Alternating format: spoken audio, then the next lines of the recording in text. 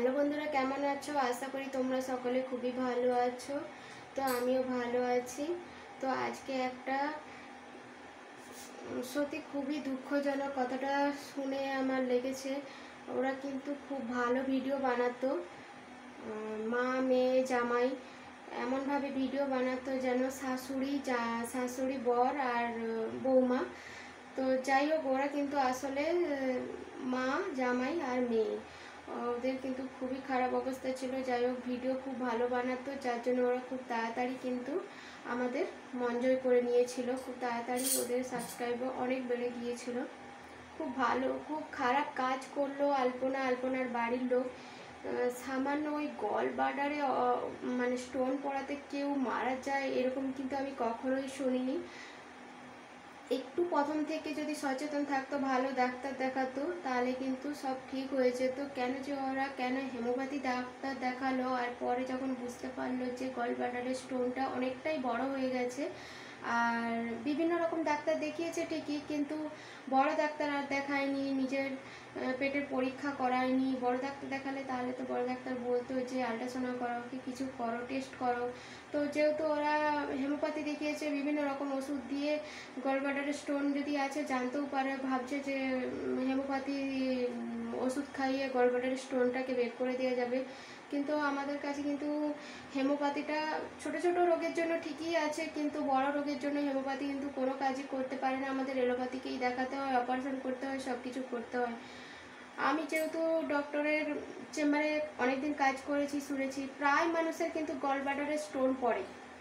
বেশিরভাগ মানুষের gallbladder stone পড়ে। গলব্লাডার স্টোন পড়লে কি হয়, গলব্লাডারটাকে কেটে বাদ দিয়ে দেওয়া হয়, ওই স্টোনটাকে বের করে গলব্লাডারটাকে বাদ দিয়ে দেওয়া হয়। তারপর থেকে বলা হয়েছে যে রিচ খাওয়ার, এইসব জিনিস খাওয়া একটু বারণ, কারণ যেহেতু গলব্লাডার নেই, আমাদের খাবারগুলো হজম শক্তি এগুলো কে করবে, সেই জন্য আর কি গলব্লাডার জন্য ওই খাওয়ারের একটু বিধিনিষেধ থাকে, আর তেমন কিছুই থাকে না। তো আলপনা কেন যে এরকম করলো, যে এতটা বড় হয়ে গেছে তাও বড় ডাক্তার দেখালো না, খাওয়া দাওয়া ভালো করে করতো না, কেন ওর ক্যালসিয়াম আয়রন এত কিছুর অভাব পড়লো?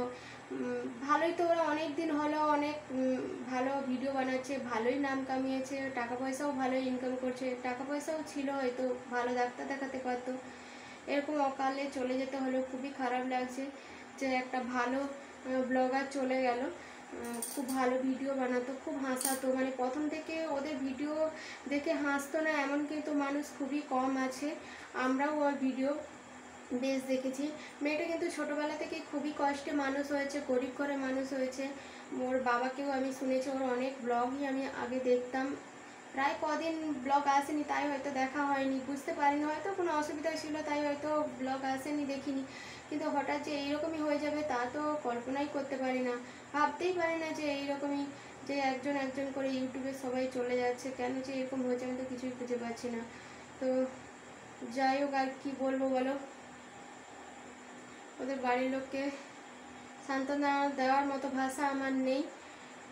তো তোমাদেরও সবাইকে বলছি যে রোগ জ্বালাকে কোনোদিন পুষে না রেখে ভালো ডক্টর দেখাতে হবে। যদি দেখা যায় যে শরীরে খুবই অসুবিধা হচ্ছে, তাহলে অবশ্যই ভালো ডাক্তার দেখাতে হবে, দেখিয়ে আমাদের পরীক্ষা করাতে হবে, টেস্ট করাতে হবে, বিভিন্ন অনেক কিছু করতে হবে। তো সামান্য একটা রোগটাকে জিয়ে রেখে দেখো কত বড় একটা মারাত্মক ক্ষতি করে ফেললো নিজের। শুধু নিজের ক্ষতি করে ফেললো না, নিজের পরিবারেরও ক্ষতি করে ফেললো। ওর মাটা কী নিয়ে থাকবে? ও তো অকালেই ওর বাবা মারা গেছে, খুব ছোটোবেলাতে ওর বাবা মারা গেছে। ওর বাবাকে শুনেছিলাম কেউ হত্যা করেছে, খুন করে দিয়েছে। তো তারপর থেকে ওর মা মেয়ে থাকতো। তারপরে যাই হোক, ওদের বিয়ে হলো, বিয়ের পর এই ভিডিও নামালো, ভিডিও থেকে ওদের আমরা চিনতে পারলাম। তো যাই হোক, কী করে এরকমই করলো, মানে আমি মানে নিজেকে কিছু বলার নেই, কিছু ভাষা নেই, সত্যি কিছু ভাষা নেই। সামান্য একটা রোগ, এটা কোনো রোগের মধ্যেই পড়ে না।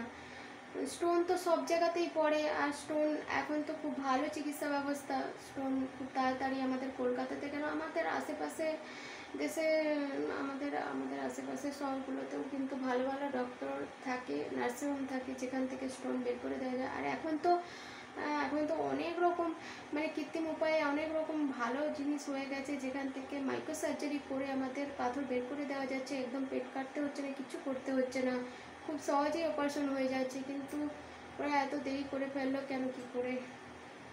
তারপরে চিন্তায় চিন্তায় হয়তো খাওয়া দাওয়াও কমে গিয়েছিল, আর তাই জন্য হয়তো ওর শরীরে রক্ত কমে গিয়েছিল।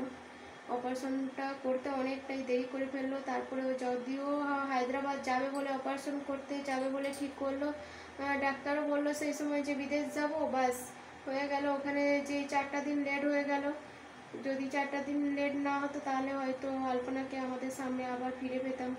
তো আর কি করা যাবে, আলপনা তো আমাদের ছেড়ে চলে গেছে, আমরা আর ভালো ভালো ভিডিও দেখতে পাবো না। যদি ওর হাজব্যান্ড আর শাশুড়ি মা, ওর মা করে তাহলে হয়তো দেখতে পাবো।